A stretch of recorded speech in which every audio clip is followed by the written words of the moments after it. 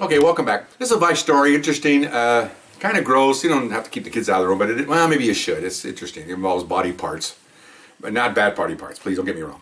On RealCopStoryVideos.com, I have over 100, 200 and some stories. Probably good 30 or 40 are gross. We're going to get into that stuff a lot. They're the most popular, the gross Vice stories. Guys running naked, guys chasing women in an equestrian cart pass naked. I mean, just incredible. Okay, this is okay. So we were working Vice, obviously, and Vice includes liquor stores, bars, and all this stuff selling to who they should be selling to. And like I said before, if we get a complaint, we have to investigate it. And we can clear the complaints through an arrest or say it never happened. That's the rules now that's a non-corrupt way of doing Vice. Back in the old days, in the 40s and 50s, a lot of corruption. They didn't investigate any Vice. You know, cops were living with prostitutes, and it was a mess. But they cleaned it up. All these chiefs came in and cleaned everything up.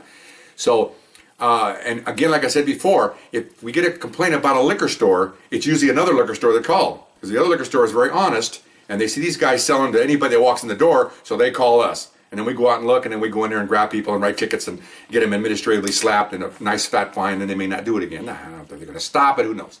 So that's what we're doing. This is a real complicated investigation. We pull up on our car in a parking lot. We watch who goes into the store, the liquor store. If we see, go ahead, so just close the door. Whatever.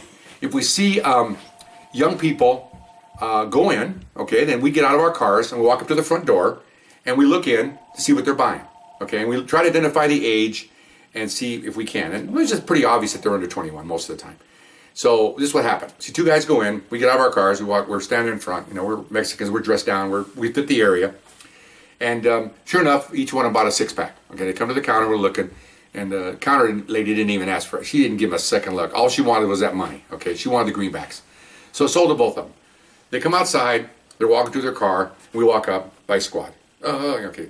So they get a little feisty, so we cuff them. And so we say, now hold the old, I don't have any ID. Nobody has ID. Okay, fine. Okay, fine. Well, we'll just take it to jail anyway. Okay, so we put them in our cars and put the beer, and we go to the station. Take them upstairs to our office or the Vice office. And by the time we get there, both of them identified themselves now, and both gave us some information. We could look them up.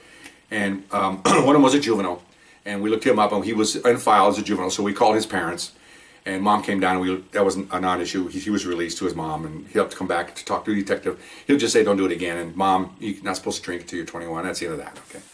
The other guy was 19, and so found out who he was. We were going to originally put him in jail, but then he started being real cool and calm, and he wasn't being an a-hole. So we're going to write him a ticket. Like I told you, most of these things are tickets unless you don't have ID, or unless you're a gang member or got in a fight or something that more extenuating stuff than not just a normal Joe like a college kid. I worked around a major college. I think I must have arrested, we had major raids in this college. Maybe the whole time I was there, 18 months, we probably arrested 50 students, 60 on various things all over the place. Nobody went to jail. It's just a ticket. $50 ticket, $75 ticket, just to make sure they don't do it. That's all it was. Custodial kind of thing. So I'm going to give him a ticket. So he's sitting at the table across from me, and my partner's here, and I'm filling out the ticket form. And he goes, officer? And I go, yeah. You know, and he's a gang member. He's got tattoos and stuff. He goes, hey, do you mind if I clean my eye? I said, I don't care. Go ahead. So I look down. I look up. He meant it literally. He took his eye out. He had a glass eye. He took his eye out.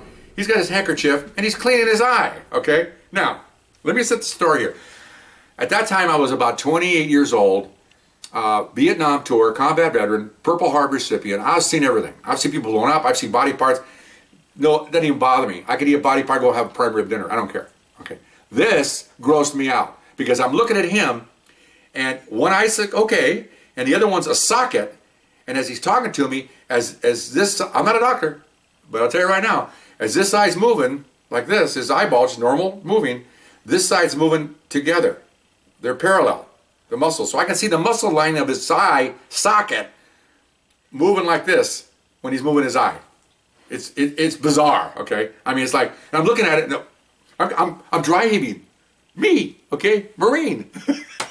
I'm like, oh, I'm gonna put your eye back in your head. Oh, I'm sorry. He puts it back in, and I can feel myself getting, believe it or not, I get like a little, like heated, like I'm getting a hot flash or something, you know. And go ahead. And so anyway, I lost train of thought here with phone ringing. I get these telemarketers drive me crazy. So anyway, so I said, put it back in your head. Oh, I'm sorry. So he puts it back in his head, and I roll him the ticket and he signs it. And thanks for coming in. I take him downstairs and off he goes, And then my partner goes, what's the matter with you? I said, man, I told what I told you. I said, I've been everywhere. I said, this really freaked me out. Okay. I mean, it really did. But anyway, so that's all the story I got. I've never seen it like that before. I never seen it since.